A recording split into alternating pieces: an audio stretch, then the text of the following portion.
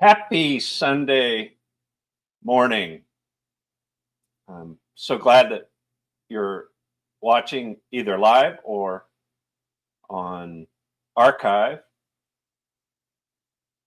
It's a little chilly this morning in Chelsea, Maine, about 30 degrees,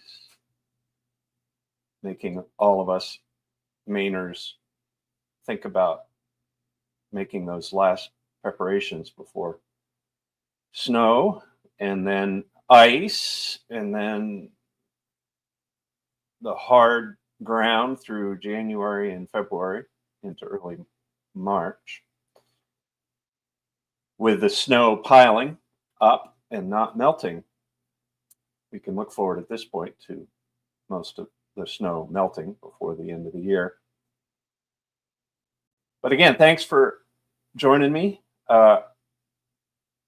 You can comment if you're watching on X or YouTube, and I will see your comment in this production platform that I'm using called StreamYard. If you've never live streamed before, or if you are used to the older ways of streaming or video production, you should give StreamYard a test drive. Pretty impressive program, a little pricey, but thanks to supporters, this old retired guy can afford the monthly subscription. And live stream every single day. I'm so blessed by men and women who I've developed relationships with over the years and who care deeply for me and my wife, Polly, and our family. So thankful for them. Thankful doesn't seem to be a strong enough word, really. I mean, it's God's grace that brings these friends and supporters into our life. God is so good. I want to say right at the beginning here, during the spin up to the show, I do have a exciting and informational show planned for you. If you are wanting to think above the mundane and the unreal that is assaulting you through your scroll every single day, if you're willing to think above that, this show is going to be fascinating to you. And I'm going to include in the show notes at michaelheath.tv the link to the full lecture. We're only going to watch excerpts from the beginning, or actually we're just going to start playing through it, and I'll be stopping and commenting. I do not anticipate going through the entire video. You can do that on your own, but I wanted to say that you should email me at the email address that's scrolling across the bottom of the screen, or put in the comments questions you have or topics that you would like me to address in future shows. I'm settling into really looking forward to producing this show every morning, 7 days a week at 6 a.m. So would love to get your input, suggestions for subject matter that you're interested in talking about. So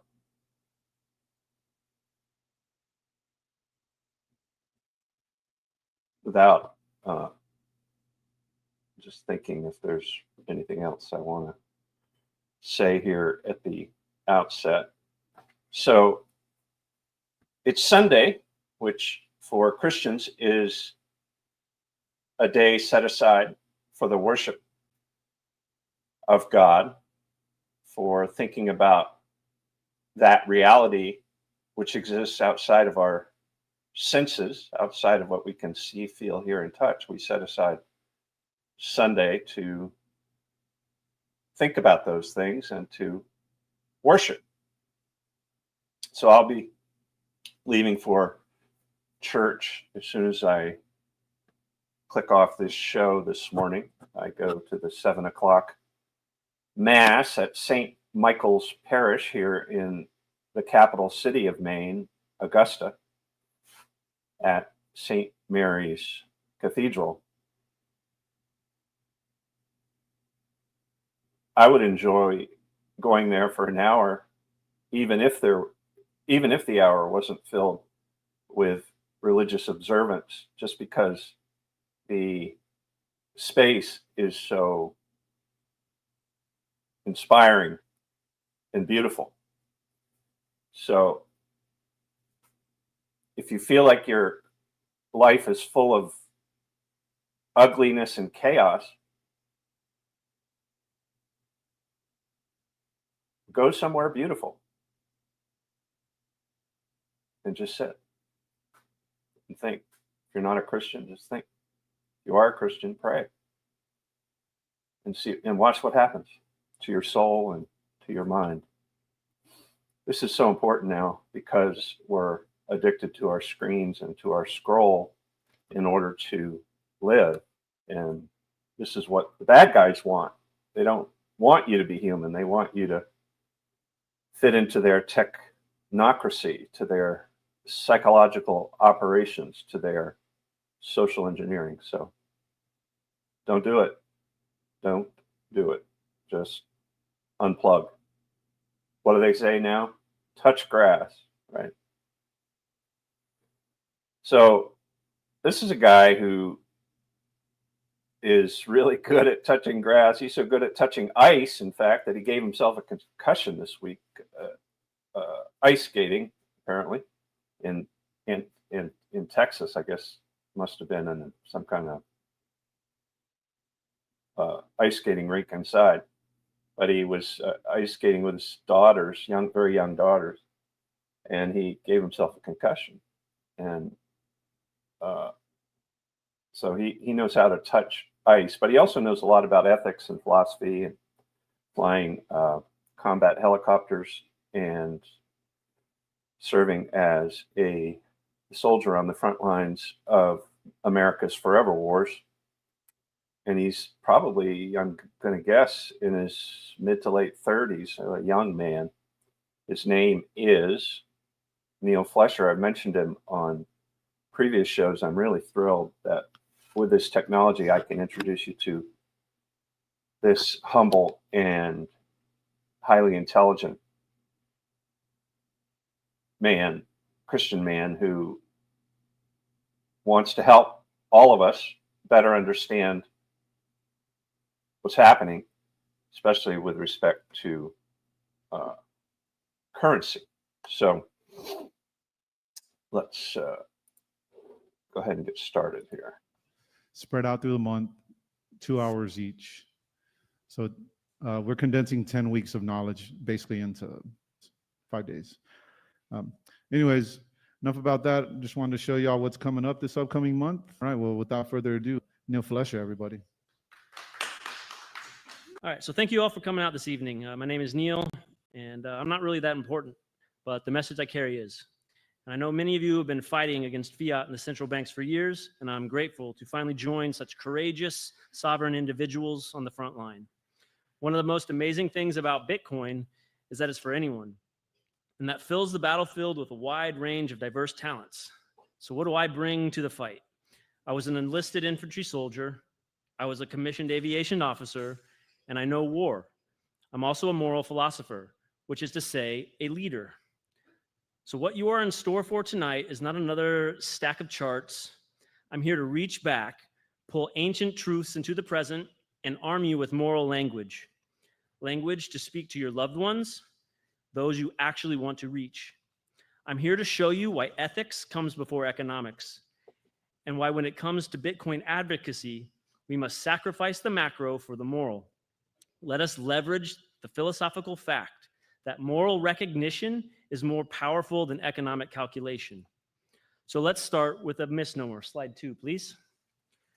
Orange pilling. We don't truly orange pill anyone. No one can force the orange pill down anyone's throat. It has to be chosen. Everyone ultimately orange pills themselves. At best, we can only show and encourage. It's on the individual to take it. Proof of work is required in order to wield Bitcoin as a tool of monetary emancipation, as a shield against debasement, as a weapon against fiat. We cannot do the work for them. We cannot eliminate the need for journey. But not all work is created equal. So ask yourself, which is easier? The work of a node validating a chain, or the work of a miner hunting for a block? That's the choice we give others. Do we help them validate the economic reality before their eyes, or do we bury them in never-ending calculations, asking them to speculate on theories they barely comprehend? Next slide. As a strategist, it's obviously plain and simple. To put it charitably, spitting macro at people, asking them to spend 1,000 hours of self-study to learn economic theory is not an optimal strategy for reality. To put it bluntly, it's retarded. Economics can only describe what happened. It models the past. And from these models, experts patch together these Frankenstein prescriptions, vaguely pointing towards what you ought to do. Then they immediately undercut themselves with the tired disclaimer: past performance does not indicate future results. Quite frankly, I do not care about the what. Macroeconomics is really not that interesting. I care about the why, the principles driving everything forward. Macro traces the race car's path. Philosophy understands the engine and the driver. Aristotle knew this thousands of years ago.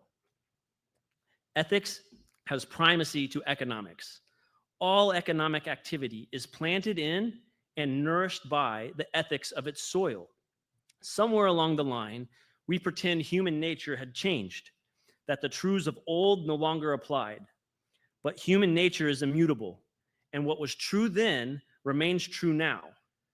So when the reality of Bitcoin's price action confuses people, when they cannot square the day-to-day volatility with its log straight 45-degree upward growth, it's because they do not understand the moral engine driving Bitcoin's economic performance.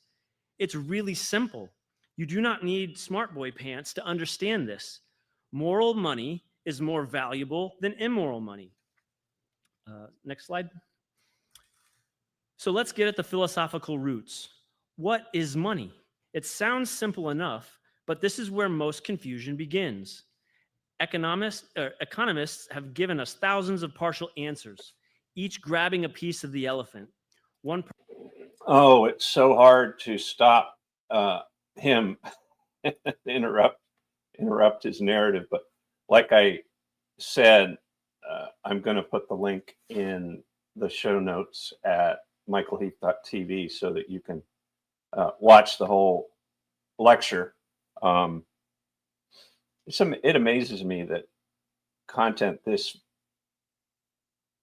valuable and this important is available for free, like from multiple places, because of this technology, the internet. I love what he said about the true value of Bitcoin being based on the distinction between moral money and immoral money. You know, we all know now that the world is living through a very bad experience with immoral money, with money that is hyper controlled by a few people at the top. And that power was granted by central banking before the Fed was created in 1913. But the Fed became the central bank of the United States of America, and it is the central bank today. And It's immoral money. So simple. You know that. When you go to the grocery store this week to refill your cupboards, you're going to feel it and see it and maybe even become very angry about it. The reason you feel that way has nothing to do, like he says, with economic charts or predictions about the future or get rich quick thinking and schemes that have become over identified with the word Bitcoin.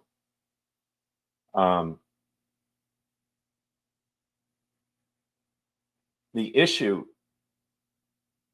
that drives your anger is the fact that you're forced by our culture, by our society, by our government to transact in and save in and measure the value of the world in or using immoral money.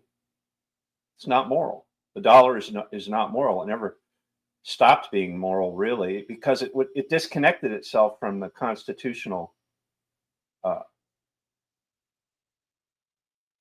circumscription, the constitutional boundaries with respect to especially the national government when it came to money.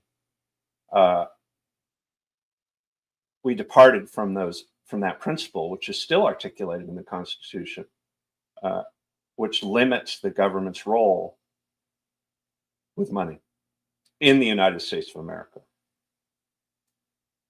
Not going to go down that path right now, but that's a key reason why the dollar since 1913 has been immoral money. It survives on credit and debt. That's its oxygen. That's how it comes into existence. And here we are.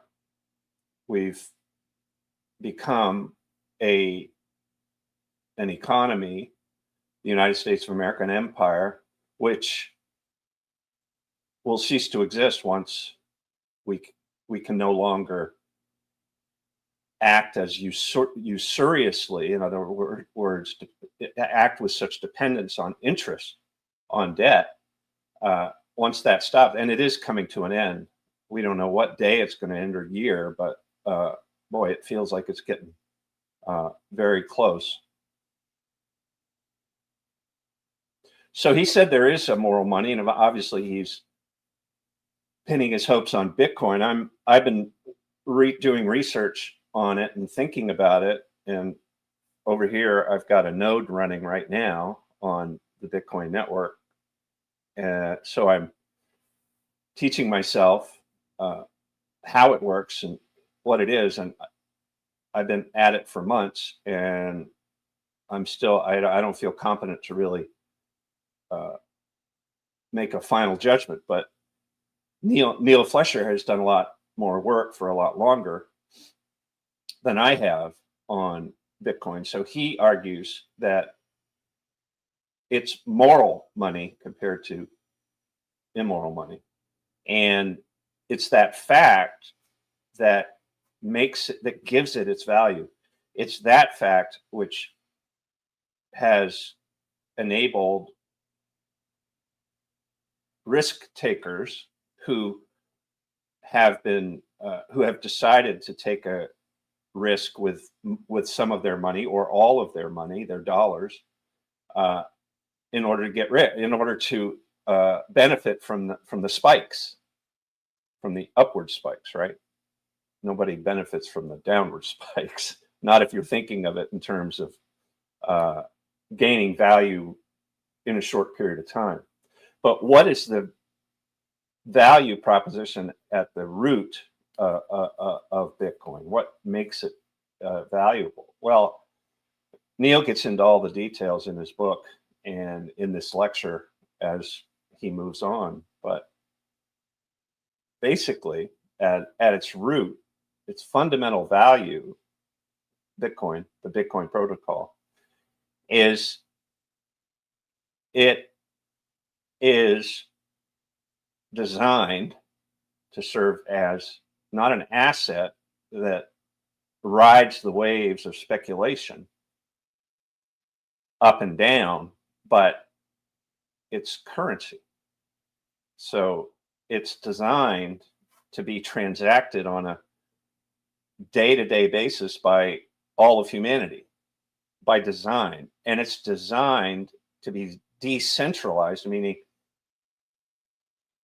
Satoshi Nakamoto wrote into the code and into the design of Bitcoin, into the network, into the protocol, ways that it functions in time that will resist centralization. Is it perfect? Nothing's perfect, right?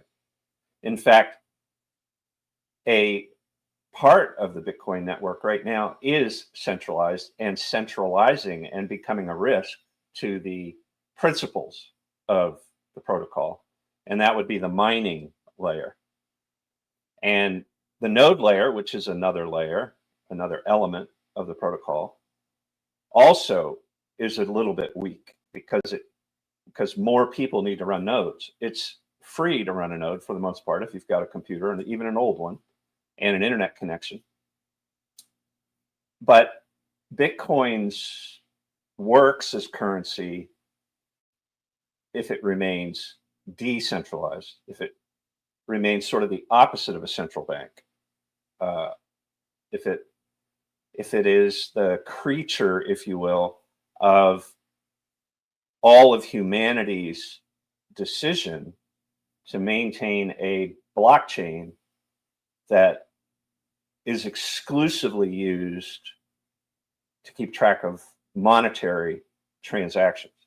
This is another threat vector that state actors may be using right now to attack the Bitcoin protocol. There's pushback.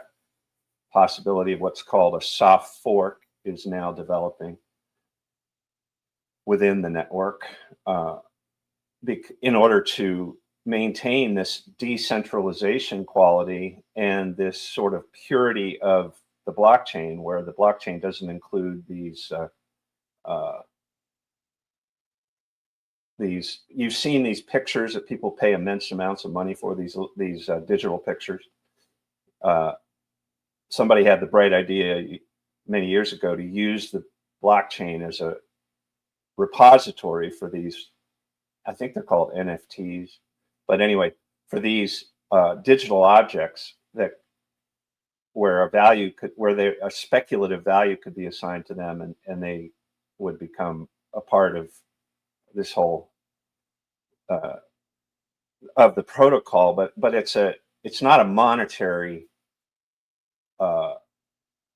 It's a monetary object, right? In the sense that some value has been assigned to it, but it's not a record of a transaction of Bitcoin. And that's what the blockchain is designed to hold forever, is these very small textual in the sense of code, these very small in digital size, byte size, it's called bytes in computer lingo. The blockchain is designed to hold very small in the cells of the blockchain is like a spreadsheet. So in the cells of the spreadsheet, the design is that those cells would hold very small in bytes, text strings of information that keep a record forever in time of a transaction of Bitcoin and Satoshis, sats. As I've said before, sats are the divisible unit in the Bitcoin protocol beneath the Bitcoin. So a single Bitcoin, which right now is worth 100, last time I checked 100, I'll check right now.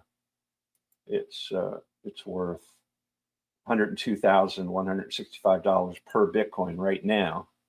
So beneath that is the sat, or the Satoshi, which is worth 100 millionth of a Bitcoin. So each sat is worth a 100 millionth of a Bitcoin. So about 1,000 sats right now equals $1 in value. to help you think about that. So 1,000 sats makes $1. And there's a whole economy now being created in around the world transacting in satoshis, in sats. For example, in one of the world's, if not the world's biggest slums, which is in Nairobi, Kenya, it's becoming ubiquitous to transact in these little retail shops in the slum using sats. And they're doing it with phones. And so, and it's growing, and it works really well. So that's one example of where it's working. Another example of where it's working, I'm following a group of so Kenya, Tanzania, a group of Tanzanians in a city that I visited 2 or 3 times called Arusha. And there's a Bitcoin group there, which is helping to train and helping to spread this way of transacting value, where your phone can become your bank. You don't, this protocol doesn't use banking. So there's no need, right? I mean, so immediately you can see the value proposition there for a place like, for the developing world, for a place like Africa. So its value is not as a volatile asset. Its value proposition since the beginning has been as currency, but Bitcoin doesn't survive if people continue to invest in it or use it as a volatile asset.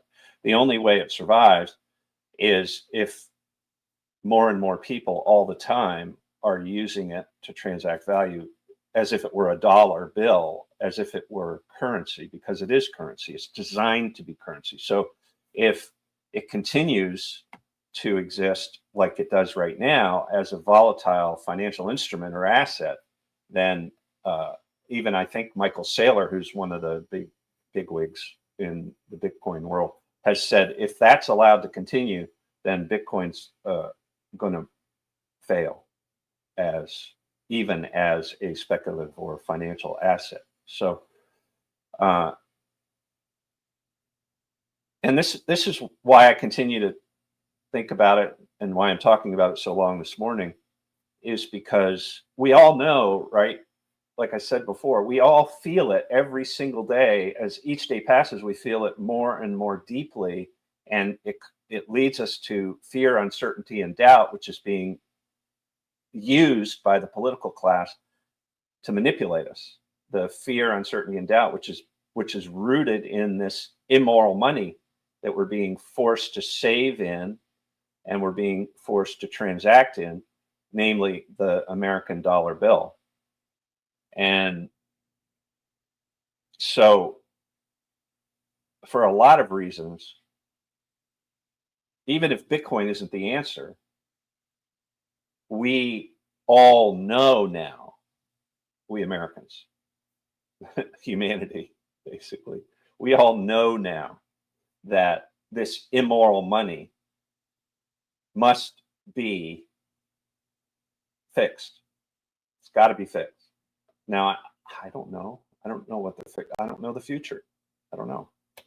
But Neil Flesher, in his book, Broken Chains, makes a really strong case from ethics, morality, and philosophy for Bitcoin being that alternative that can work as the substitute going forward for the American dollar as the currency.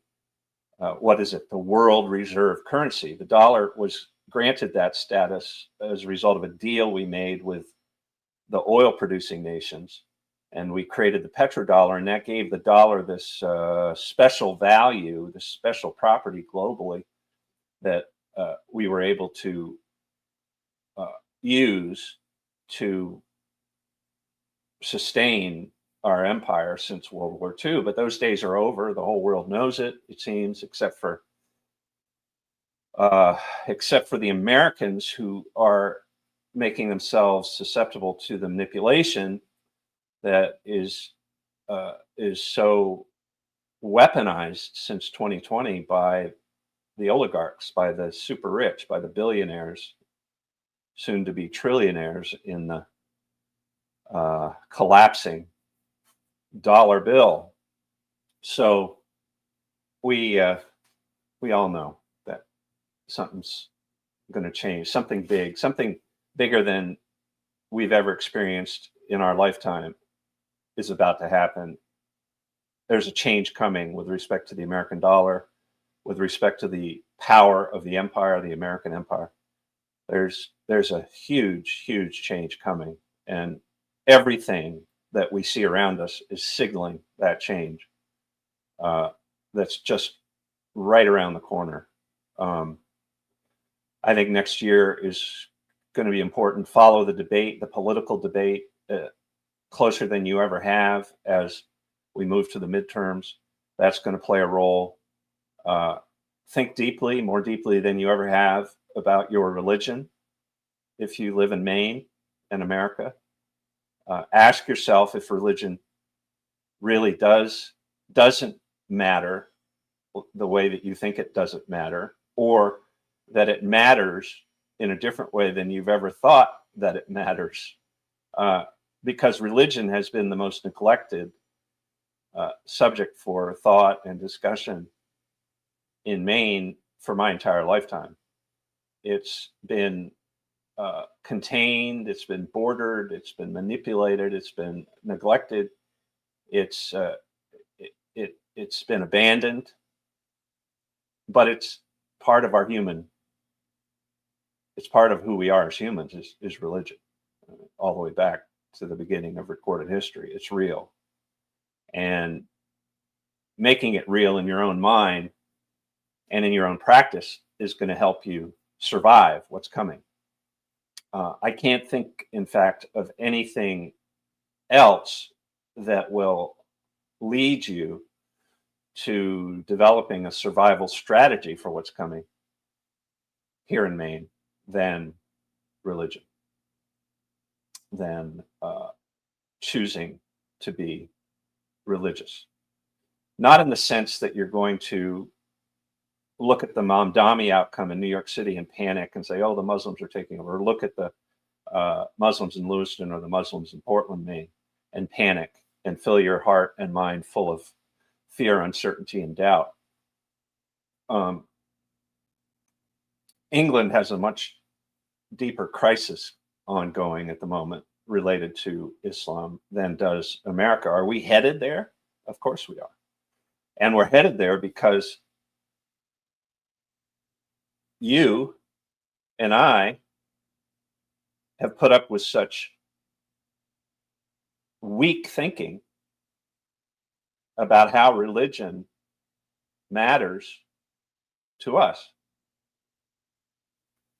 as individuals and as groups existing day to day in Maine neighborhoods and villages and towns and cities. It matters. Religion matters. It's worth fighting over. It's worth talking about. And when I say fighting, it's not worth pulling out our guns and shooting one another. It's worth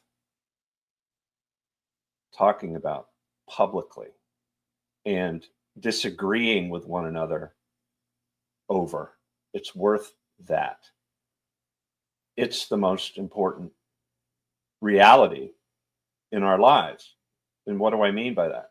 What's transcendent, what exists outside of what we can see, feel, hear, and touch. Those realities that touch our soul and enliven it and inspire it and define it and move it toward goodness, truth, and beauty.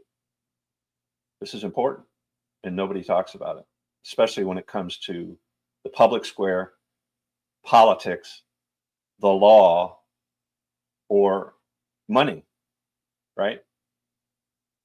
And So this is the future for all of us, is to take these matters seriously. So praise God on this Sunday.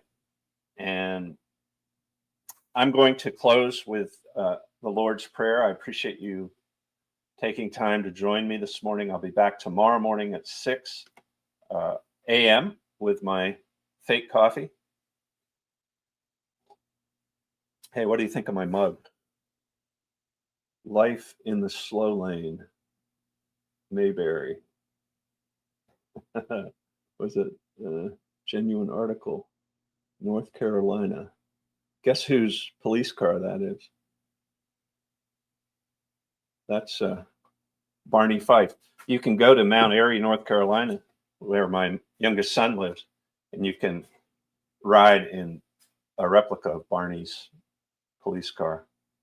Oh, for the days in America when we had peace officers for our law enforcement rather than warriors and soldiers, suited up and armed and ready to make you into their enemy instinctively. That's one of the things I loved about